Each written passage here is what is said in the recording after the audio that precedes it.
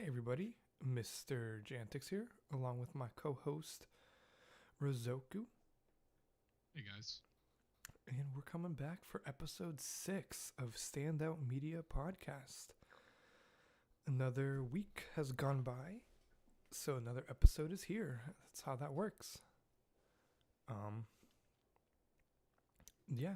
How have you been? How's your week been? Been okay. I'm doing alright. Nothing to really talk about.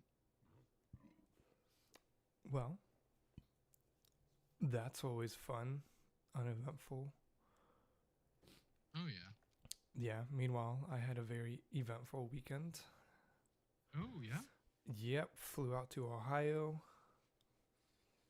Sounds fun. Yeah, spent like 4 days up there.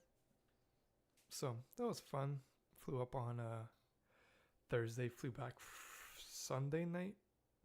Got in at like 2 Nice. a.m. So, super fun. Hanging out with some family up there, doing some family stuff, but, nothing too bad. And yeah, besides that, it's been pretty quiet. Nice. Yeah, so, anyways, on the news front, I don't know if you know, but the Call of Duty Next event happened this week. I actually believe that was yesterday. Nice. Do you know anything about that? Do you follow that at all? I don't. I'm gonna be honest. The last Call of Duty game I played was probably Black Ops 2. Oh man. So I've been out of the loop Well, this on is those. Black Ops 6. So it's been like 10 years since you played a Call of Duty game. Yeah, I can see that. Well, they announced I think they already announced this earlier, but the beta kicks off tomorrow for Black Ops 6. It's going to be on all platforms simultaneously. And a bunch of stuff was announced. First off, Verdansk, which is the original Warzone map, it's coming back to Call of Duty next year. They teased that. Nice. That was the map that launched with Warzone back in 2020.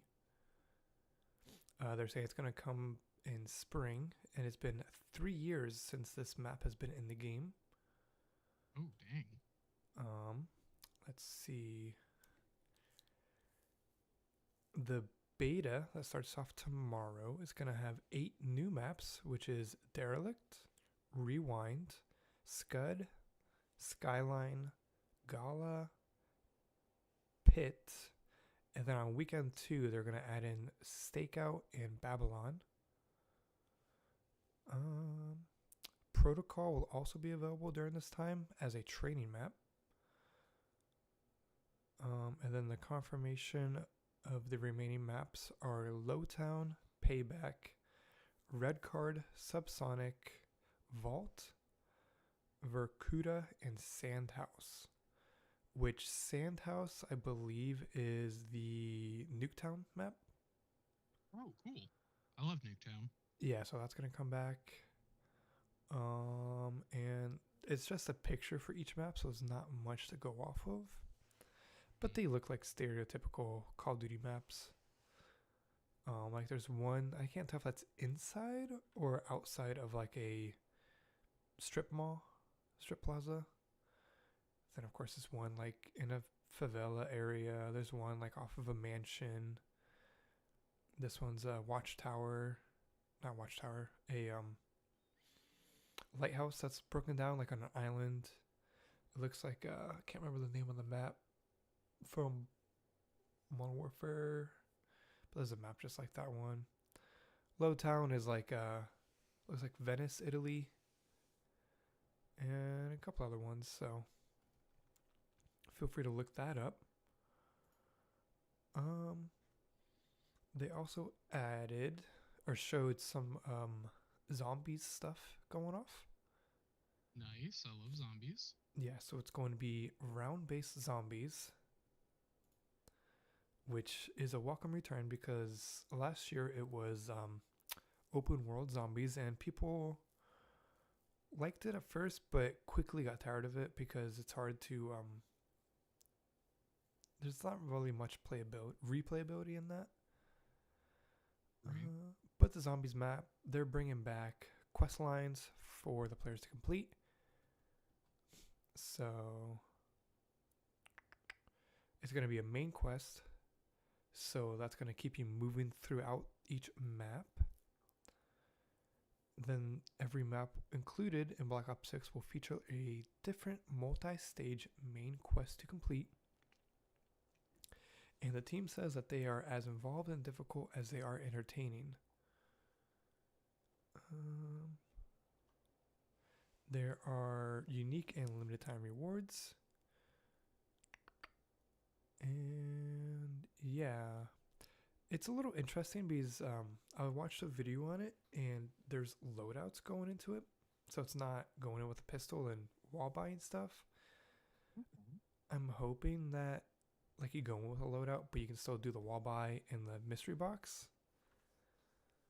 I'm hoping they didn't just get rid of that completely because that would really suck. Because half the fun is running out of ammo and trying to run around and get stuff. But we'll see how that one turns out. There is a new multiplayer mode called Kill Order. Let's see, it is a 6v6 battle where each team is tasked with keeping a high value target alive. Respawns enabled, every kill grants points. And taking out the HVT will get your team that much closer to victory by giving you more points. I feel like that game mode's already been in like multiple Call of Duties and they're just changing the name. Yeah. I don't know. They do that. They do that a lot. Yeah. So I think they just changed the name because that describes like Juggernaut and a couple other game modes that have been in Call of Duty throughout the years. So, and then they're gonna have a variation that turns off score streaks and is in closer quarter maps. Nice. Let's see. They're starting off with 2 zombie maps. Are they new maps or are they rehashes of older ones? I'm pretty sure they're new. I haven't played zombies in so long that, and plus Call of Duty just all looks the same to me at this point because it's been so long and there's so many different things.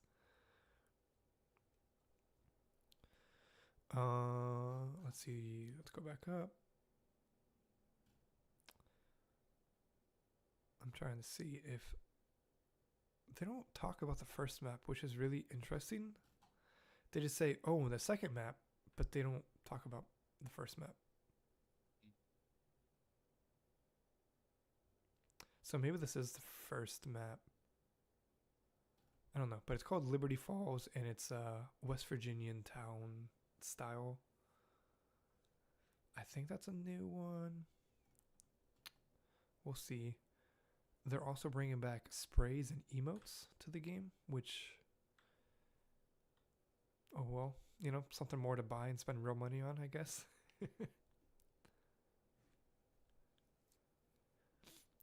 Let's see. Area 99 is the next Warzone map, which will be season like 1. Area 51 kind of thing. Yeah, it's the birthplace of Nuketown. Ooh, interesting. So I'm assuming Nuketown will probably be a location inside this map. They're saying this is a resurgence map, which means it's a smaller map. So it's not the full size map. Oh, interesting. I'm watching the video on it, and it's Nuketown shipping. So it's where they create or like mass produce the buildings to ship them off that are in Nuketown. There's a nuclear reactor. There's a house factory. There's a weapons testing ground. There's a pod dormitory, and there's a mannequin assembly factory. All on this map. Gross. I hate that. I also hate that, but kind of like that.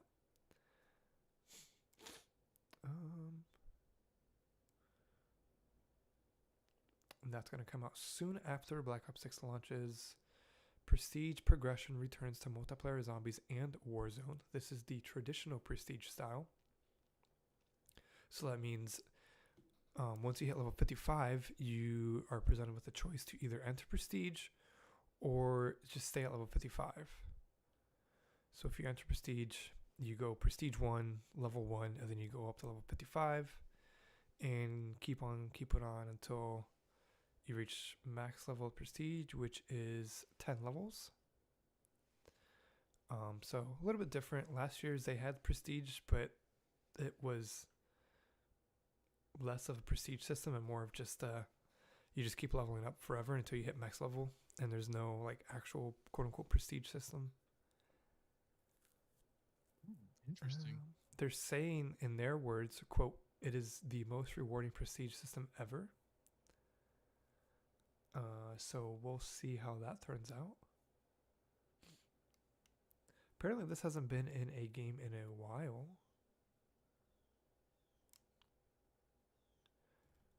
So that'll be interesting.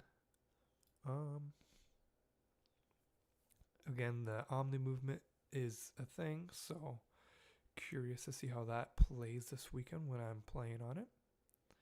It's included with Game Pass Ultimate, so if you have that, you can jump into the beta this weekend and try it out as well. Nice.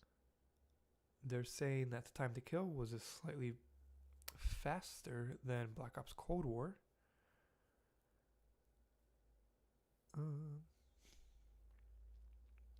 Slide canceling and audio improvements were also promised, as well as map voting and more. So yeah, super interesting stuff there. Enemy health bars are a thing of the past, they put here, which I don't know exactly what that means. Be interesting to see exactly what they mean on that. For zombies, I don't know why this goes back and forth every other post, but the wonder weapons are back. So like the ray gun and other guns like that. The new weapon is called the Thrustodyne Model 23.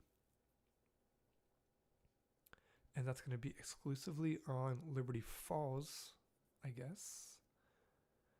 Which is kind of like a vortex cannon that sucks up zombies, I guess. Interesting. Like a giant vacuum that you carry around. Yeah. That'd be cool. Yeah, that'd be interesting.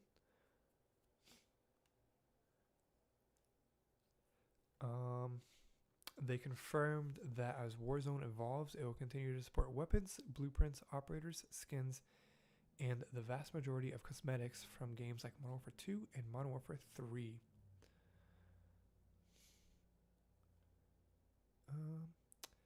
But I'm not seeing that they confirmed that you can use those skins and stuff in Black Ops 6 multiplayer.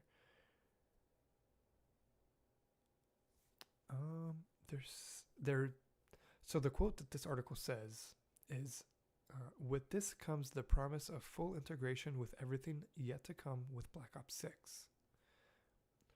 And I don't know if that means that that's also coming to Black Ops 6 multiplayer, or if it's just going to Warzone. That would be interesting to see. Yeah. Ranked multiplayer is coming back. Apparently nukes are coming back. Oh, interesting. When did they get rid of them?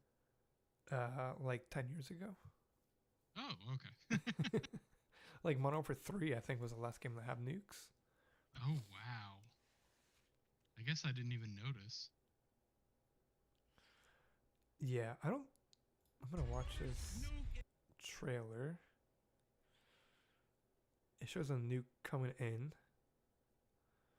Does that end the game, or does that just kill everyone on the map? Ooh, they cut it off. So it shows like your person, like as a nuke comes in, the screen gets red and your skin catches fire. and then you start like patting at the skin, and then the screen goes white, and then it shows a mushroom cloud, and that's how the trailer or the little teaser ended. So we'll see if that actually ends the game or not. Oh, excuse me.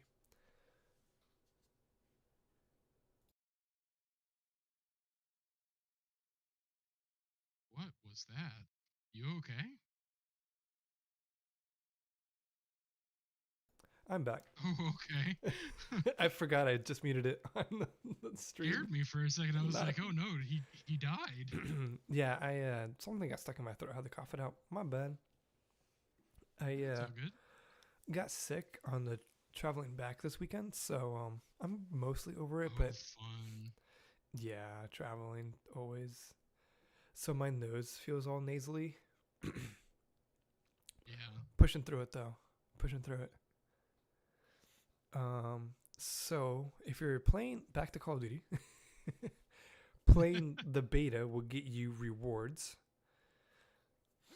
You have to level up. Level 2 gets you an animated emblem. Level 6 gets you a spray. Level 11 gets you a weapon charm. Level 15 gets you an emote. And level 20 gets you an operator skin. And then that's for weekend 1 only. So you have to play during... Oh, hold on. So all of those are for either weekend, but the level 20 operator skin you have to unlock in the first weekend. And then there's another level 20 skin that you can unlock either weekend after you hit level 20. Your levels carry through both weekends. And then on weekend 2, if you level up to level 30, you unlock a loading screen, a calling card, and a weapon blueprint. So overall, a couple things to unlock and keep with you in the game if you play. The operator skin is Squish, and then if you unlock it in weekend 1, you get a variation of the Squish skin. Pretty much just a guy in a hazmat suit. Nice. And yeah, there's one other thing, which I'm going to another article and skimming through it. They're going to bring back the open voice chat between the attacker and their victim. So I'm pretty sure that was something that used to be in the game, but everybody's acting like it's brand new and never been in the game before. But no, that's been in the game. Yeah, I'm pretty sure that has. The body shield mechanic will forcibly open proximity chat between players and fans. Hold on, I'm just going to skim through this article. Yeah. I'm trying to figure out what this body shield mechanic is. Body show mechanic? Is that what you Oh, said? body shield. So you can grab people and hold them as a shield. And use them as a shield. Human shield. That's cool. But when you do that, I like that. it opens up proximity chat between you and the person you're holding, apparently. Hey, nothing wrong with that, man. Because proximity chat is friendly only, I think. Yeah, proximity chat's usually friendly only. But for that, it sounds like whenever you get close or grab a person, you're able to actually talk to them to taunt them or do whatever. Yes. So yeah, when you grab people, you can hear what they're saying now. So that would be interesting. Yeah, you can use people as that's so funny. That is initiated? Like, do they have certain You're taken down? Or? You're breaking up a little bit. Uh-oh. I think you're back. Does it say how they get into that? Like, what if they have to be at a certain health point, or if they're in death saves, or? I'm not sure. They do say that more than 2 million players between August 23 and January 2024 were banned for toxicity. So I'm sure this new feature isn't going to add to that number at all. And they don't really say anything else besides it's a new thing.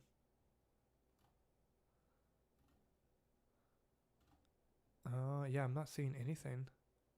It just says unsuspecting enemies, so maybe you have to sneak up on somebody and like, instead of assassinating them, you grab them as a human shield. Right. That's I wonder kind if of. there's a way to get out of it as well. Oh yeah, that'd be interesting. I think Like if you're the other person. I think Rainbow Six had a feature like that, and you can get out of it. But yeah, that would be interesting. Um, and then the campaign is a spy action thriller set during an alternate version of the 1990s. It's picking up where Call of Duty Black Ops Cold War left off, and it's going to allow players to witness the United States transition into the world's biggest superpower. So that's all the Call of Duty news I have. Do you have anything to add on to that? I think that was everything. No, not to Call of Duty. No. All right. Do you have any news before we can go back and forth? I have a weird. Well, no, it's a little bit smaller. So there's new rumors about the PlayStation 5 Pro, saying that it might launch November or September. Yes, I did see that. That was probably going to come out this fall or something. Yeah, that it'll have an updated CPU, an updated memory bandwidth for its processor. It'll have. I don't understand this, so I'm just going to read it.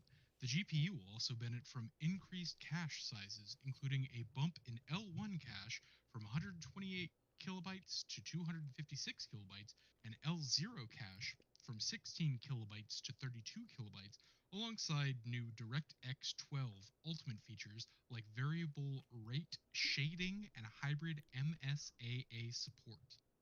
Up to a 45% boost in certain games will take place because of this.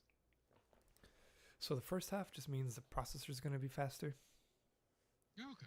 and the second half means they're having AI upscaling to increase like frame rate and resolution without taxing the system as much. That makes sense because they're also saying that it's expected to support 4K gaming at 60 frames a second across nearly all titles, with the capability to reach 4K at 120 frames a second, thanks Yeah, to its new 33.5 teraflops of graphics processing power. The current PS5 has 10.28 teraflops, so that's 4 times better ray tracing and whatever other stuff they throw in there. that's it's a pretty big bump. Yeah. Again, this is all rumor, so I don't. We'll know more whenever they actually announce or say something. Another thing PS or Sony is doing, Sony Japan announced a price increase for their PS5 console. It's going up to 79,980 yen, which is around $550 American. So that's Yeah, another fun thing. yeah. They're saying that prices of parts have increased instead of decreased this console gen, so they had to Yeah. increase the prices of their consoles, which also people were thinking that the PS5 Pro was going to be 550, but now with the base console kind of being 550, nobody really knows how much the Pro is going to cost. Yeah. So they might try to just do like a 50 or $100 increase to try to entice as many people as possible to buy it. Or something I can see as well is them just saying, we're going to sell it for 800, the enthusiasts will buy it, and we'll, Jesus. yeah, but like we'll make our profit back on the system. We're going to sell it for a profit and not at cost. Right. So somebody tried to argue with me that the other day that like they make so much money on their consoles and they're making like millions just off of hardware sales, and No, they're not. I'm like that's Whenever I insane. Like even during their investor calls and stuff, they're like, yeah, we're selling them at either like at cost or just like lost because of price increases. whenever I was working at GameStop, selling a new console, I think netted the company like 5 to 8% of the total sale, like Yeah. of that console. So they didn't get anything from that. So I could imagine what the actual value is. Yeah. So, I mean, I've always heard from different reporters and insiders and stuff that like they kind of sell them at cost because everything you buy on the console they get, markups on. So, it's actually more cost effective for somebody to stay on an Xbox One and spend money on like microtransactions than it is for them to Just buy a switch new over to a console and not buy wow. microtransactions. So that's kind of why Xbox has shifted away from console sale numbers, like how many they're selling, and shifted more towards how many active users they have when they report numbers. Because they don't make any money on the consoles themselves, but they do on people playing. So, Staying in PlayStation, did you ever play the game Croc? no, Croc 2 on the PS1. It was also for PC, but I don't think I have. uh, they just announced that it's getting a remaster later this year, which is going to be super fun. So Croc was one of the games that came out during the original PlayStation's release as like a poster game. It's a platformer where you play as a little crocodile. It's adorable, and I loved playing it. And I'm super excited about this actually. Any release date, or is that just a they No, announced that's coming out? no release date. They released a trailer for it, and that's about it. Yeah. Um, the company making it, Argonaut Games, they are being reformed, I guess, as where was it? Hold on. Oh, cool! It doesn't actually give me their new name. That's neat. Is it just a restructure maybe, and not a like? It might be. It says they're being reformed after being liquidated in 2007. So I guess after, 2007. you So they're know, just like, uh, hey, get the band back together. yeah, exactly. Doesn't work But the same it's with supposed to be developers. later this year, so that'll be fun. That's something to look out for. That's gonna be nice. I enjoyed Croc. A lot of people did. It's not a Sonic or a Rayman, but it's up there. Yeah, that'd be interesting. Staying kind of in PlayStation as well. Black Myth Wukong, as I'm sure everybody has heard about. Lots of different things going about that game, but the news this week is a couple hours ago. There was a couple new reports that the reason why it's not on Xbox is because PlayStation paid for it to not be on Xbox for a short, limited exclusion period, and not as people were saying before, where it was a Memory thing. yeah, they're saying it was like an optimization issue.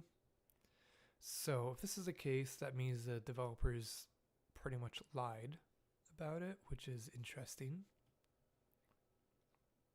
But there's a couple different people that corroborated on this article independently.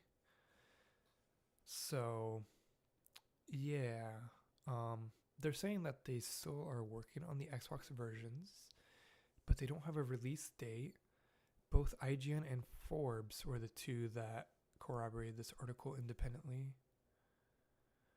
Um, and Windows Central also corroborated these reports.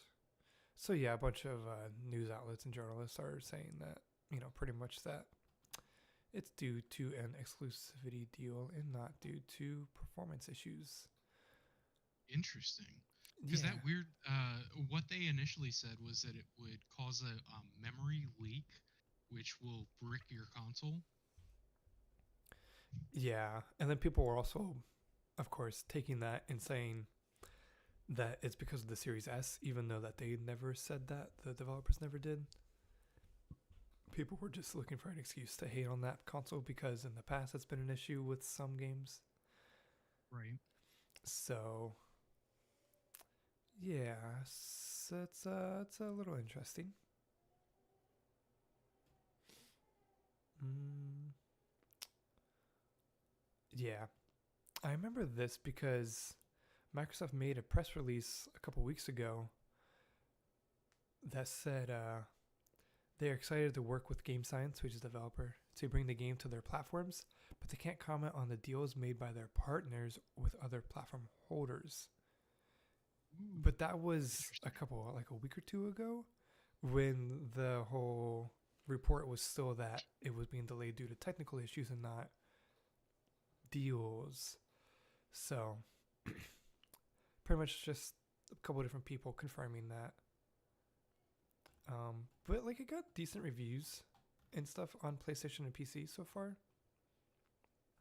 People are saying Yeah. it's not bad. It's good for it's their developer's first game and they're a Chinese company, so it's a little bit different. And people are saying it's not too bad. Um, yeah, but that's an interesting story, and that's all the PlayStation-ish news I have. Unless you have something else.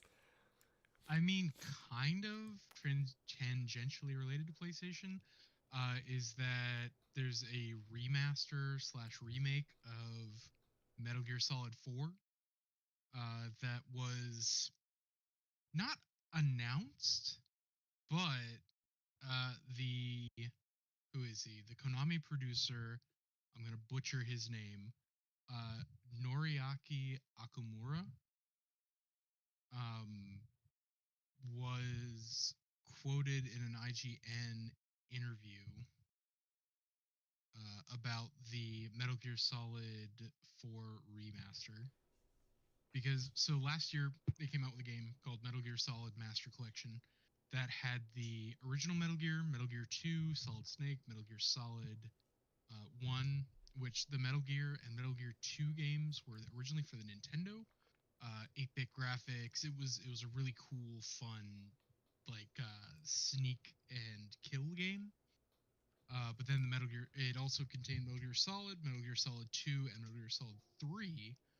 Uh, this next one that's coming out, Volume 2, they said it should be a remake of Metal Gear Solid 4. Right now, we are Interesting. still internally concerned about what we should be doing for the future of the series. So sorry, we can't really reveal anything at the moment for now. So they're saying that it's coming, but they don't know when. There was also Interesting. a complete overhaul remake of Metal Gear Solid 3 Snake Eater, which was supposedly coming out this year. They're still up in the air on that one. It looks amazing, but they haven't done anything else on it. They haven't really put a release date on it. They've just said, "Oh, it's coming." Yeah, that's I mean, I'm sure it'll come out eventually, so I don't think we have to really worry about that too much. But that's definitely an interesting news story there.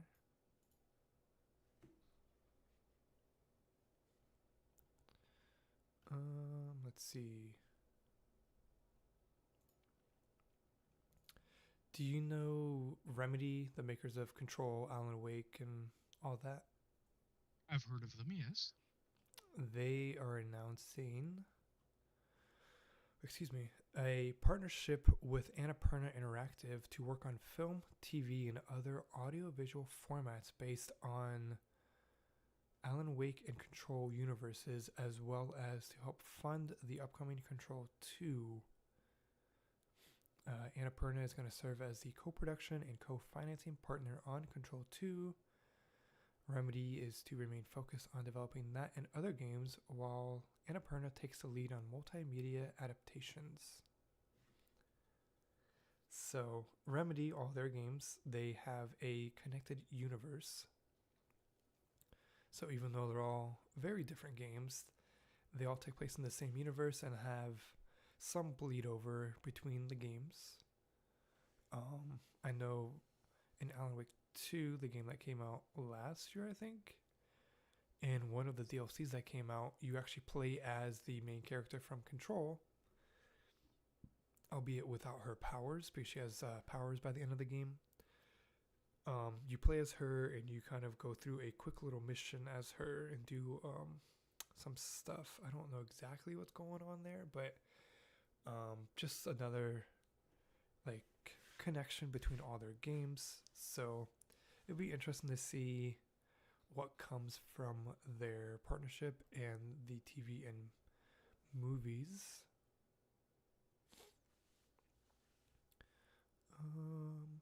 They are actually working towards going self-publishing, and that's partially why they're partnering with Annapurna.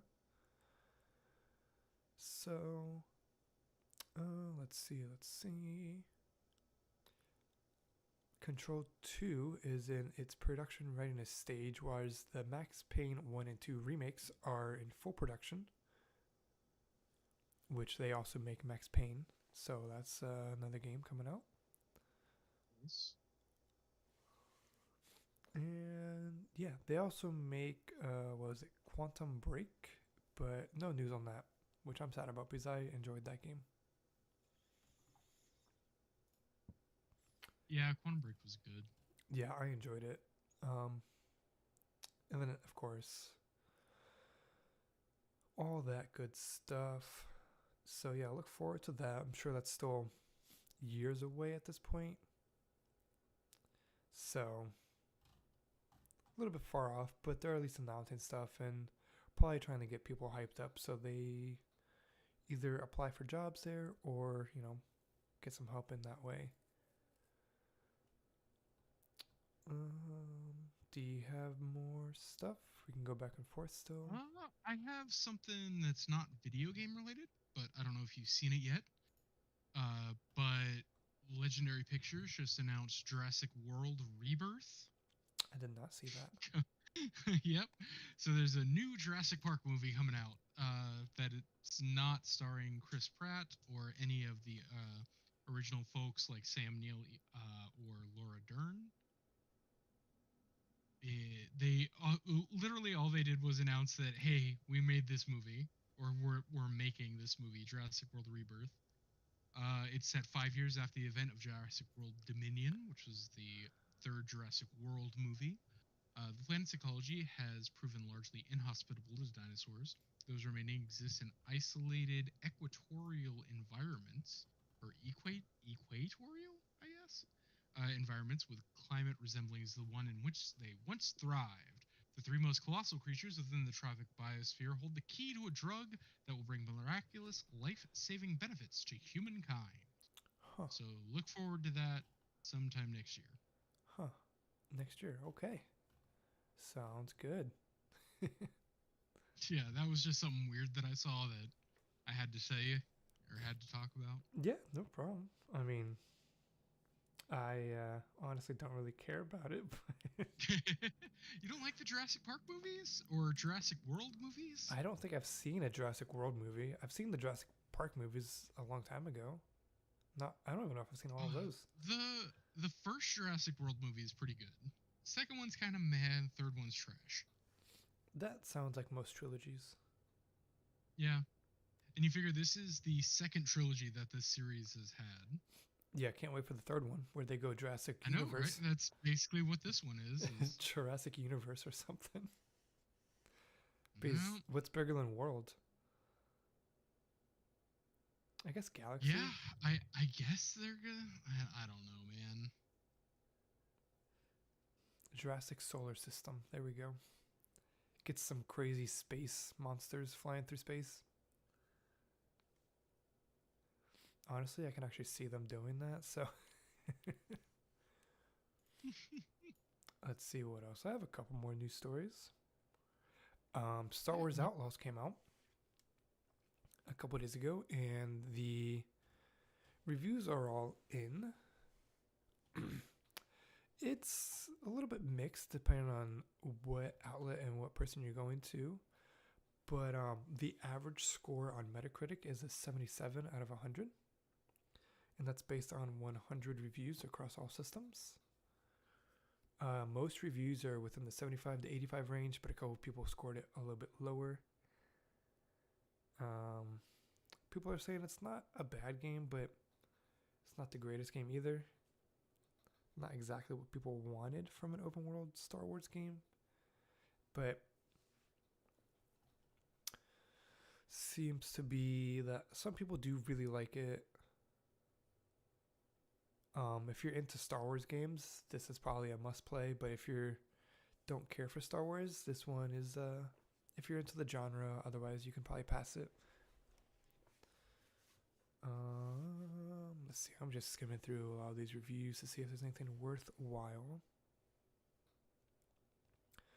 With lots of beautiful worlds, crime-rich underworld, compelling missions, with multiple routes to success, strong cast,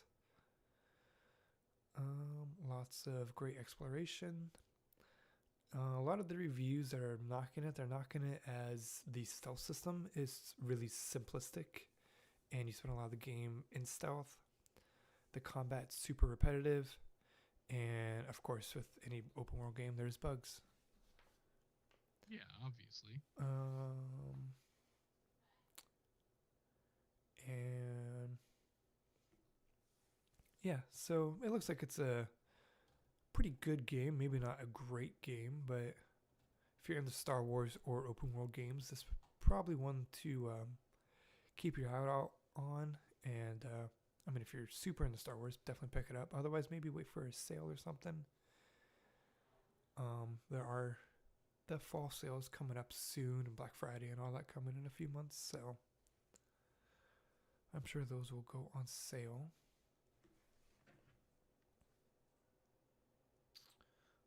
Let's see. Some Forza news. I guess it's news for motorsport. Oh yeah, I heard they're adding a bunch of new gameplay modes to it.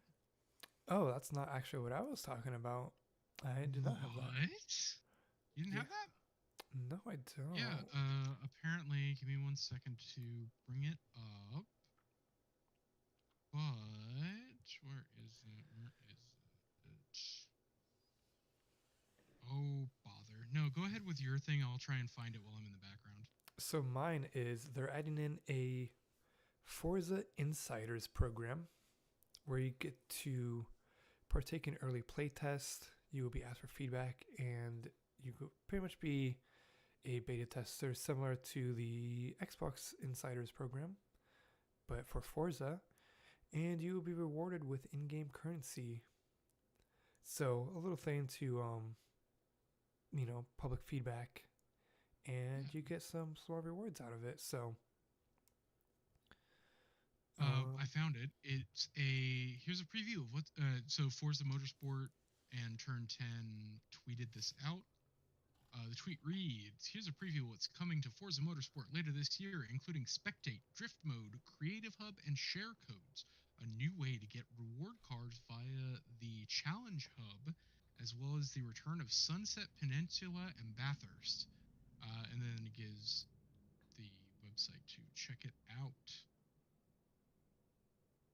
Huh. Interesting. So yeah, there's some stuff going on with Forza, as always. So there is a Forza Insiders page on the web.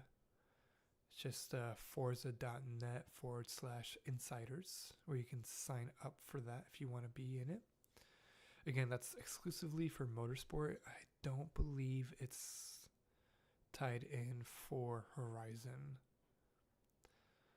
Which kind of makes sense because I think Horizon's more of a sequelization, whereas Motorsport, I think they're going to try to keep working and adding stuff to the game for a few years. Yeah. I've heard rumors of a new Horizon coming, but nothing concrete. And I think that's more so just because it's been 3 years since Horizon 5.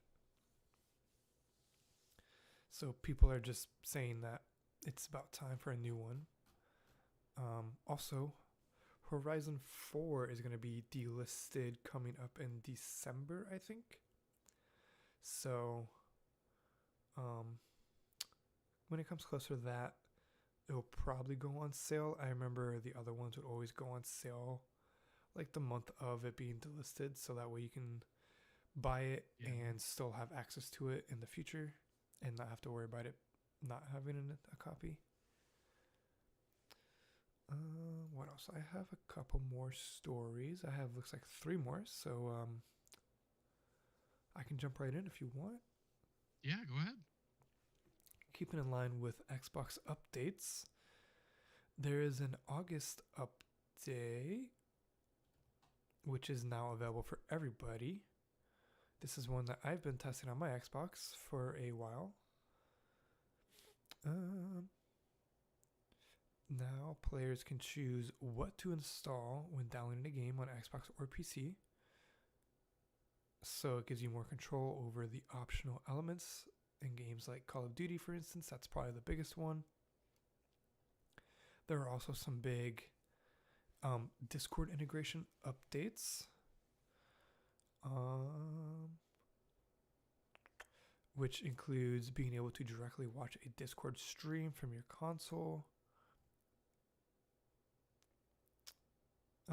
You're able to chat on Discord on Xbox without an app, as long as your Discord and Xbox are connected. Yes. And let's see, was there anything else?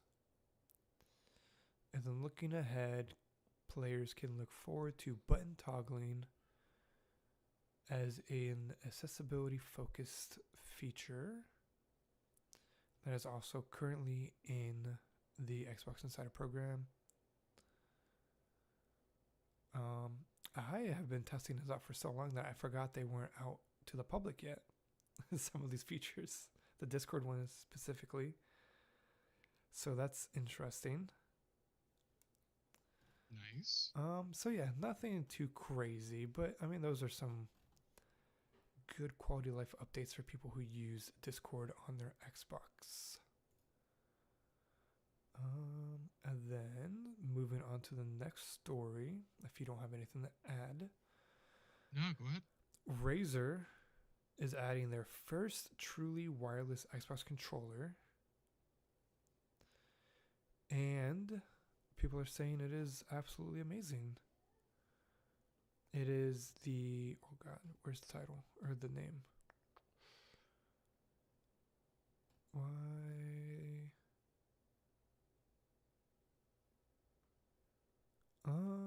Wolverine V3 Pro. There it is.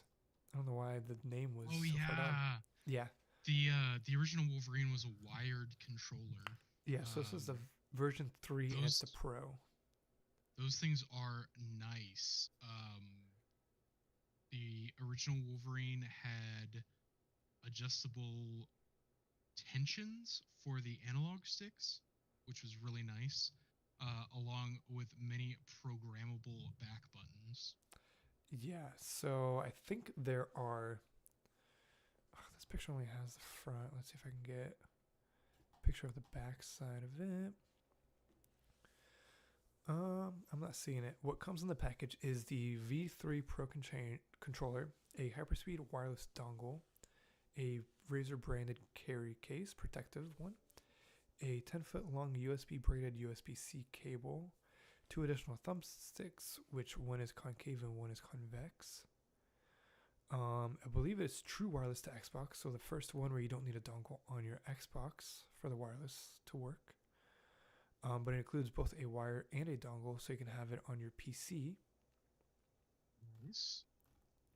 We love PC gaming with a controller. Yes. And the big update for this is that it's got the Hall effect sticks, which essentially get rid of stick drift completely, and there's no more stick drift at all on these controllers, which is super nice.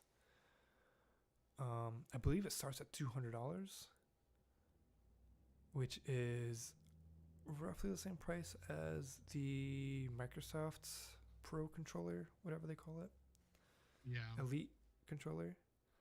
Elite yeah. Pro, I think it's called. Elite V2 Pro or something, yeah. It's got the Razer mouse switch technology built into the rear paddles, bumpers, and triggers. It is 1000 hertz on PC. And oh, it's not truly wireless. Apparently, you do have to plug in the USB port on your Xbox. I was gonna say, you said it had a dongle, so I'd assume it needs that for everything. Yeah. Which is still like, I don't get that, man. It's still wireless. Like, you're plugging in a dongle, and you're not having a cable running 10 feet from the Xbox to your couch or whatever. Yeah, but it Like, does have a 10-foot I cable. don't. That's like whenever yeah, that's true. That's like with headphones. Whenever it's like, oh, these are true wireless earbuds that you don't have to do anything with. It's like, my over ears are fine. They're also wireless, but they're I'm not true wireless, I guess, because they're connected I meant in the more center. so Like, I that don't understand that. the true wireless is that it connects to the Xbox directly without a dongle. But I guess it still does need No, a I get dongle. that, but it's just, you know.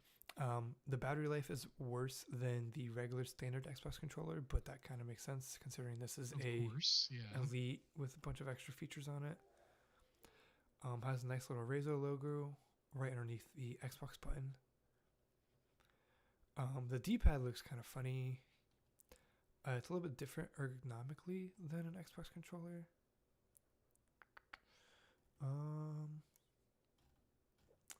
And what else? What else? Oh yeah, the Hall effect sticks. Those also have better dead zones, less dead zones, however you want to word that. So they're just all around better for the analog sticks because there's no physical parts that have to move around and wear down and break. So from what I've heard, people say they're like just hands down better. There's actually no cons to it. It's just a better technology. And it's weird that Razer did this and Xbox still hasn't on any of their controllers. That is weird, yeah. The controller is available to order starting yesterday for $200. It is available through the Razer's own store, obviously, and also Best Buy and Amazon. And yeah. I'm trying to find a picture of the back of it to see how many rear paddles there are. It's got so it's got bumper, trigger, and it's got a little, secondary like, bumper on the top. I was gonna say the original one, it didn't have the back buttons like on the Xbox Pro controller, the Elite controller. So this has 4. It had these weird little like half circles. Yeah, so it has buttons kind of on the inside of the top of the controller, in between the bumper and the trigger. So that's like I don't even know what they call them. And then on the back, there's 4 paddles. And it looks like it has a switch for each trigger to lock it at half or full press for it to go down. Nice. And they're mouse switches instead of controller switches, so they're much more reactive apparently, and they last longer. It is a floating D-pad, and it looks very funny. Apparently, they might be mechanical buttons on there instead of non-mechanical, so they're a lot more clicky sounding and feeling, and not like mushy. That'll be nice.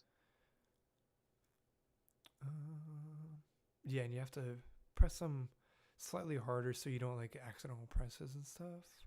And they're slightly raised so they stick out a little bit more than a typical controller. Let's see. Dedicated controller app available on console and PC. No need to use the Synapse on the desktop, which is the Razer app. So you have your own controller app. Nice.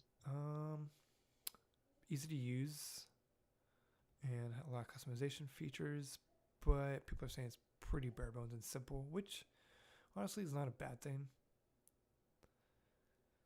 I'm trying to see. I think it's an app on your controller. No, that's a PC app. Yep, that's a PC app. But yeah.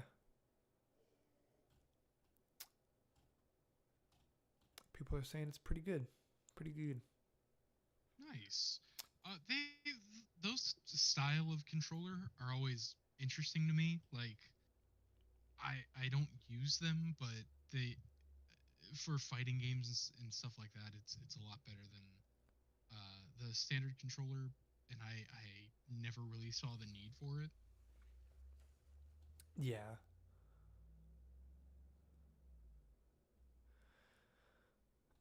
And then the last thing I have, unless you have anything else you want to go over before this last news story. No, we did. We went over all the stuff that I brought up, Forza and Metal Gear and all that. Yeah, so this last story is more Diablo news because that's what I'm into.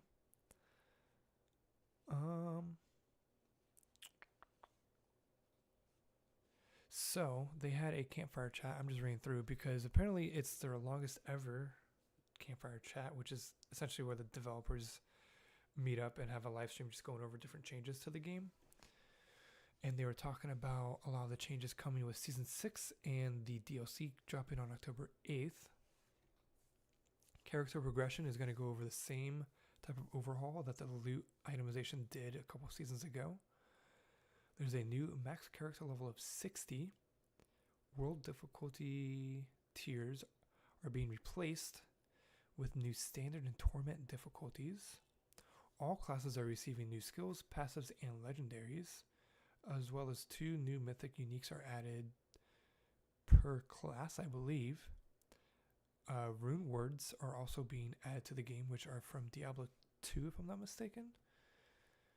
And a public test room will be held for players to test the changes from September 4th through 11th, and then this update's going to come out, I'm guessing October 8th. It might come out a little bit earlier than that.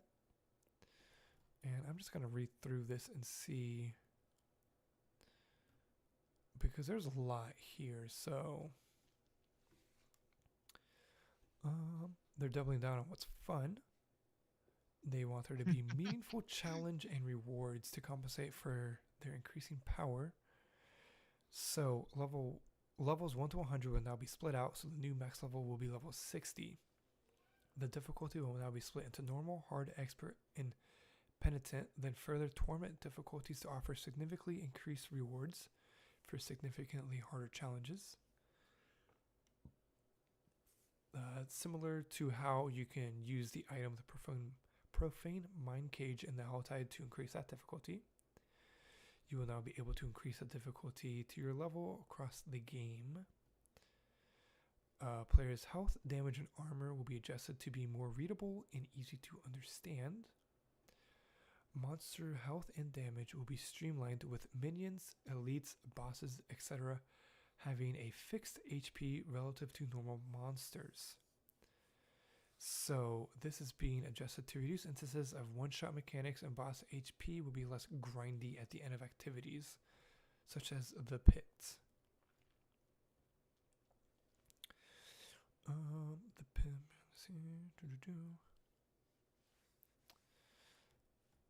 The pit unlocks at character level 60.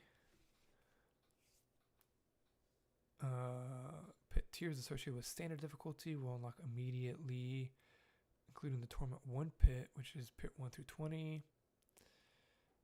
Ooh, okay, there's a lot. 15 pit tiers. Yeah, so a lot of stuff going there. I'm just going to skip over that because that's a lot of reading. If you want to progress past level 20, you have to progress through the pit. So you have to conquer each different tiers in order to unlock higher tiers. The highest tier is now 100 instead of the before mentioned 200. But they're going to add a little bit more of a difficulty bump between each.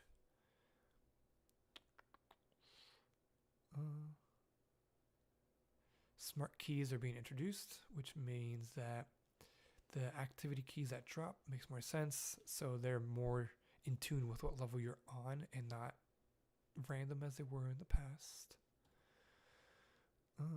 World tiers are a thing of the past. But if you turn it all the way up, they are essentially adding a world tier 5 and 6 due to how the difficulty is going to be working. Currently, there's only World Tour 4, and the only way to increase the difficulty is with items, and those don't really work too well. So this is a way to just make the game harder across the board for those who want a challenge. Boss ladder is going some changes. There's no longer 2 versions of each boss. There'll no longer be different costs associated with somebody in each difficulty. If you can beat a boss at level 1, he will continue to cost the same at up to Torment 4, but will be more difficult and drop more rewards.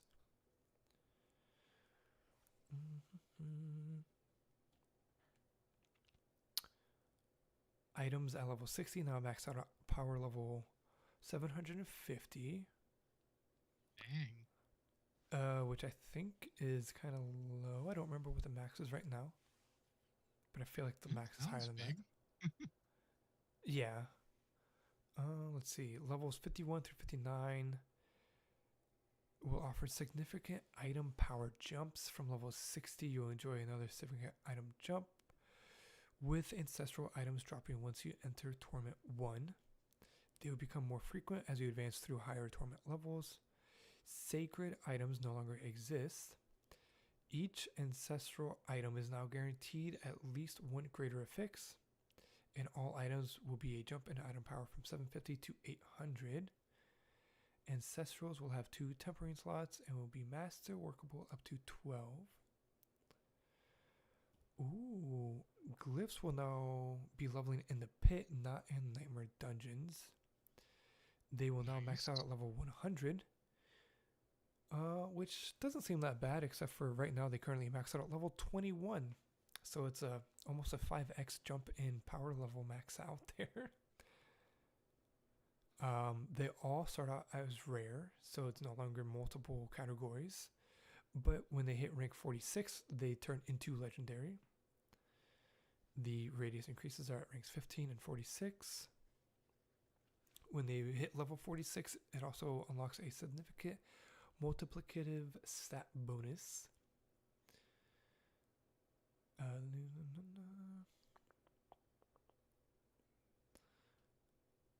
Paragon points are now shared across the realm. Once you have earned all of your Paragon points on one character in a realm, for example, a seasonal softcore, those Paragon points will be available across all alts. I believe that was how it is already. Oh no, this means that if you level another character to level 60 after the first one, the Paragon points you earned on your previous character will be available immediately once you hit that level cap. Okay, so that is different.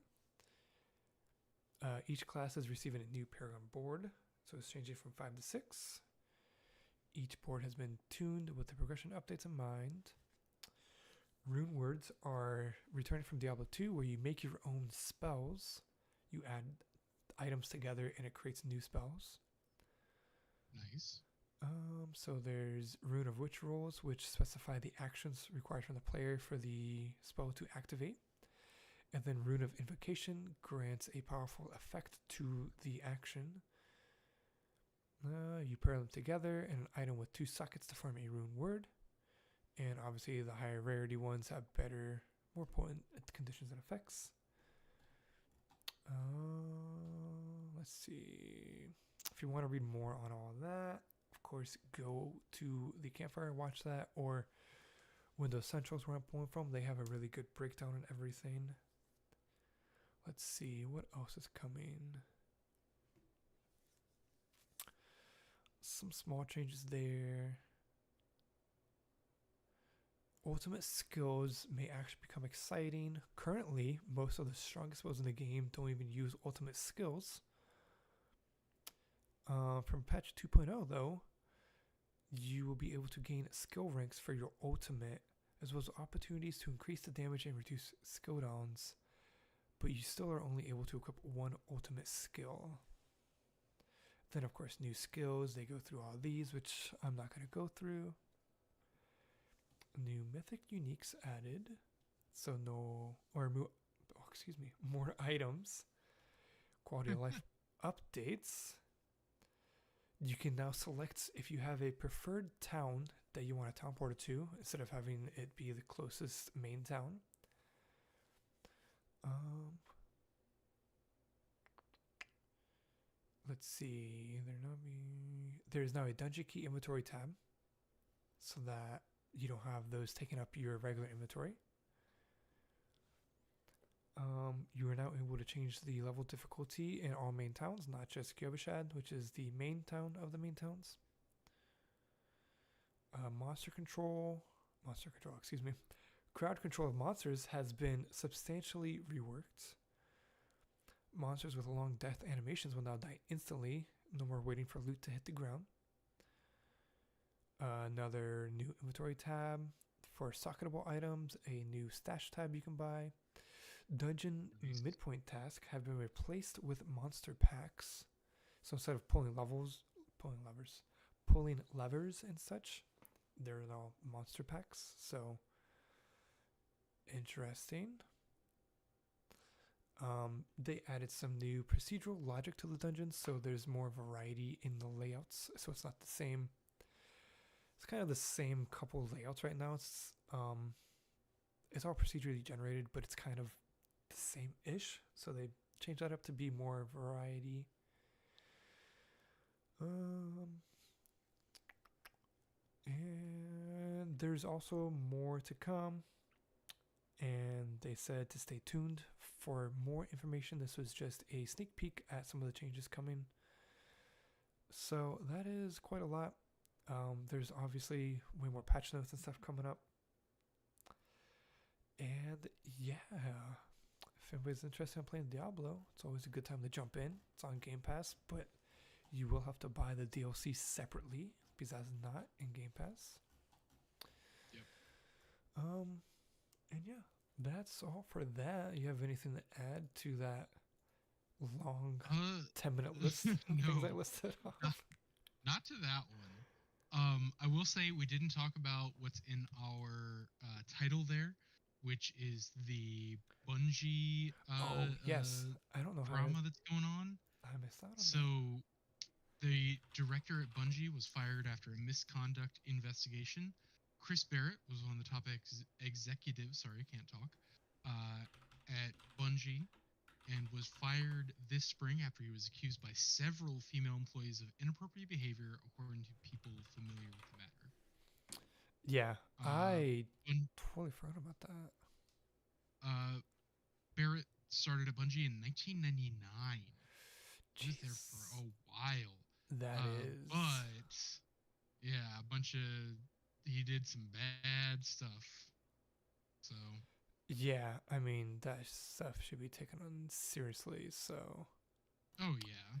That is unfortunate that somebody who's been there for 25 years couldn't keep control of himself and had to be let go, but I'm glad he got caught and people came forward. And I mean, if you're being mistreated at work, always come forward.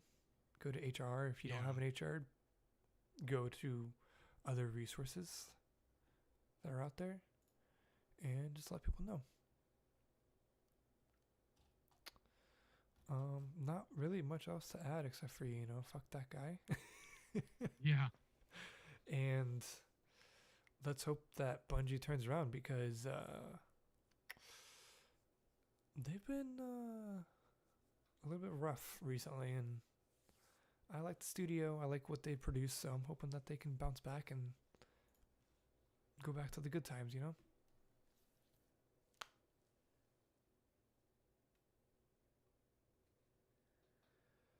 But anyways, that's all for today's episode. Thanks everybody for tuning in. Don't forget to like and subscribe to the YouTube. Don't forget to check us out on the podcasts and streaming services. And give us a, drop a like or review or whatever you want to do on those. 5-star if you want, or, any review is appreciated. No, only 5 stars. Only 5-star, yeah. I mean, only do 5-star reviews. Yeah, he said it.